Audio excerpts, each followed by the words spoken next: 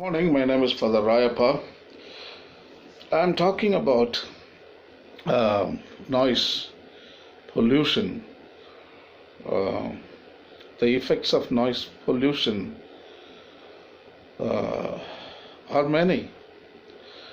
I've been talking about hyperacusis and tinnitus. They are very bad for human health. Hyperacusis is inner ear paining. So it acts like a trigger actually. Even a small rustle, even the shuffle of a paper can trigger. And it's like a ripple effect.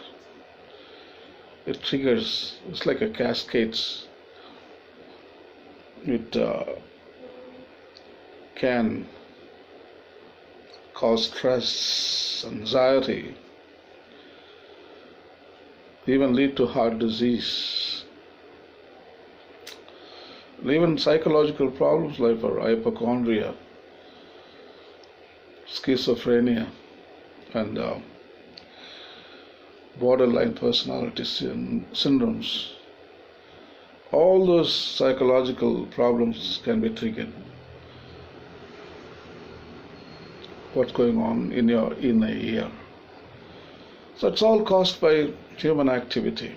Most of the noises, human activity. Before humans appeared on this planet Earth must have been experiencing only silence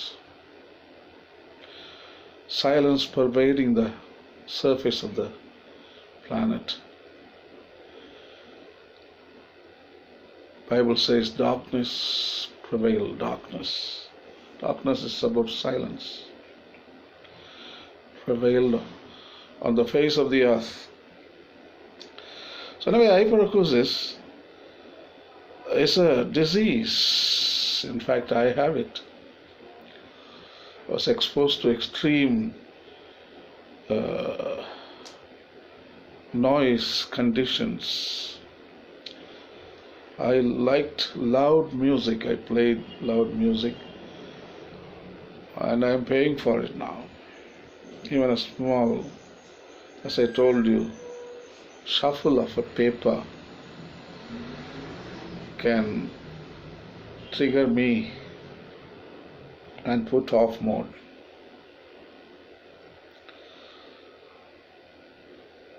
When too much noise, I can't do anything. I can't function. So I talked also about tinnitus, another disease. That is, you hear voices in your head. Oh my God, that is another problematic condition. Constantly you hear sounds on both the ears, and some people call it hallucinations or schizophrenia, some kind of psychotic disorder. But no, it is not psychotic disorder. It is real. A person who has the disease tinnitus, the experiences are real. Sometimes they may be subjective, or sometimes they may be even objective. So anyway, I've given these talks in YouTube in my previous segments. The third effect of noise pollution is hypertension.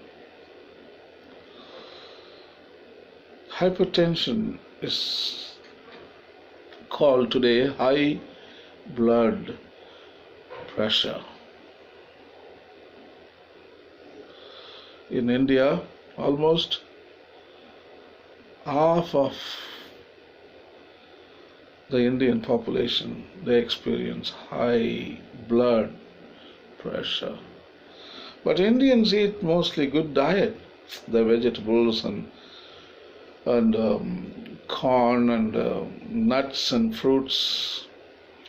lot of vegetarian diet. And how come they end up in hypertension?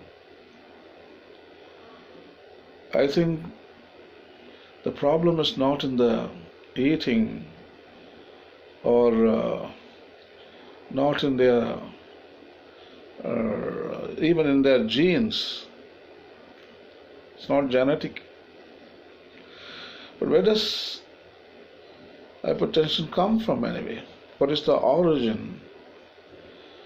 Noise, pollution. Simple. India is known for noise pollution. We don't know how to be silent. Silence doesn't have any reputation, doesn't have any value in Indian society. 24 hours noise, noise, noise. Adults talk loud and the kids cry constantly. And you play loud music and your television, you pump up the volume, and buses and cars, the horns. Disgusting, disgusting. So I think hypertension is caused by your neighbors, human activity. So it is not in your genes, and your diet is vegetarian, and most of the problems are caused by your own neighbors. You don't know how to shut up. That is the problem of each and every Indian.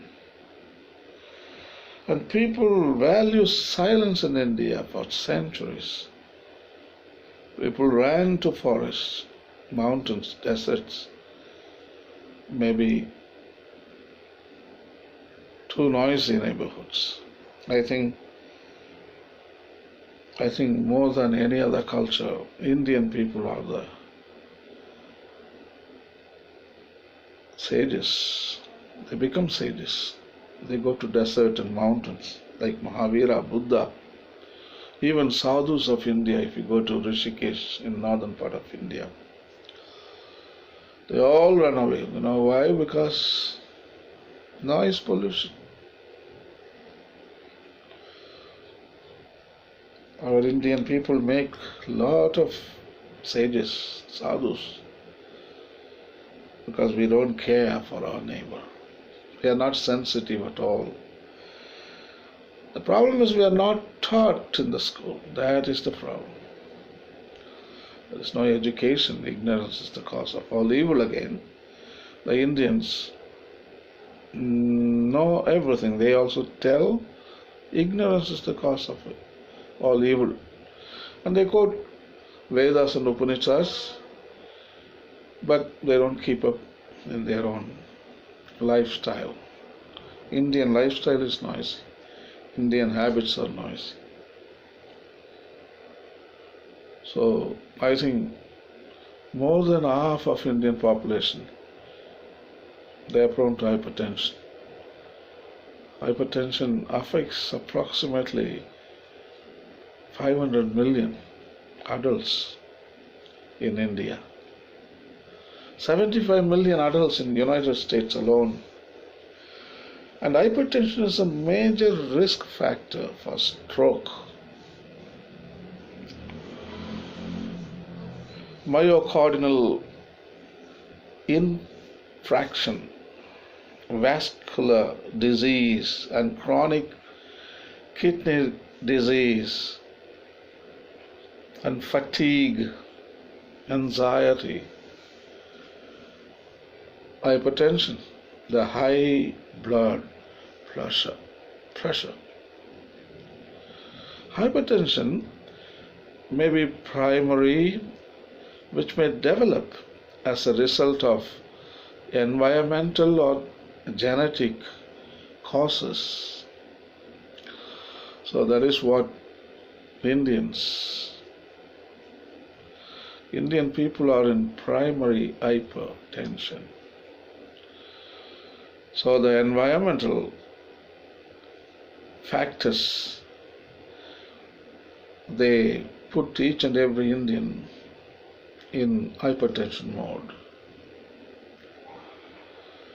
So there may not be genetic causes, but environmental, yes. Neighbors play music, traffic, and the sound horns, all that kind of stuff. So anyway, there are secondary hypertension which has multiple etiologies, including renal, vascular, and endocrine causes. Maybe we can call it genetical. So the environmental is a primary hypertension. So I also have hypertension. Absolutely 100% is environmental. I know my father and mother genes are fantastic, and our people, we don't have anxiety or stress problems, but we developed later on in life. That's what I'm in churches. I'm being a Catholic priest. I'm always churches preaching. I'm exposed to noisy conditions. Every mass is so noisy, and in many churches the choir is just next to you on your right hand side and the left hand side. They call it a stranger, the name of the speaker box. They pump up the volume and they blast your eardrums.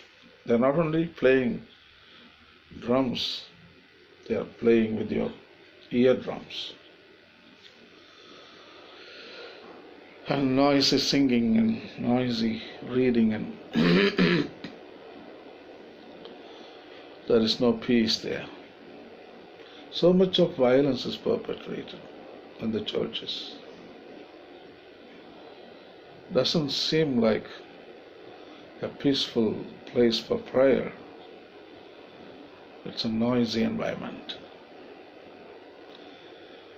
1 hour or 1.5 hours your liturgy is noisy. We don't find 10 minutes silence where you can sit and close your eyes and pray to God. No. At home you don't find any chance of sitting 10 minutes in silence. In churches, absolutely no chance. So primary or essential hypertension accounts for 90 to 95% of adult cases, and secondary hypertension accounts for 2 to 10% of all the cases. So we experience mostly primary. The secondary is very less. Is there any medication, diagnosis or treatment? Yeah, the evaluation of hypertension involves accurately measuring the patient's blood pressure, performing a focused medical history and physical examination, and obtaining results of routine laboratory studies. And lead electrocardiogram should also be obtained. These steps can help determine the following. The one is presence of end organ disease. The second one is possible causes of hypertension. Third one is cardiovascular risk factors. Baseline values for judging biochemical effects of therapy. So the good news is, medicine can do something about it, but only other human being. It's not the doctors. It is the people, those who live around you. They are the real doctors. And you pray to them and you appeal to them. You pray and appeal in the wrong place and create awakening in your neighborhood. Teach them. And if human beings they practice altruism, that is kindness, empathy, forgiveness, tolerance, patience, so all known as altruism. Human beings are capable of altruism. So that is what we are different from other creatures. That is our speciality. Homo sapiens speciality is altruism. So I think if neighbors become altruistic, I mean there are no problems. You can throw all the doctors, you can throw away all the hospitals, and you can throw away all the medications. It is as simple as that. Yes. I think we need education in the family. Father and mother should teach the kids to keep it low, because the right to silence is valued by our own constitution. Every person wants to live in silent conditions. That is their birthright. It is my birthright. I don't want any sound, no noise. I need silence. That is human life.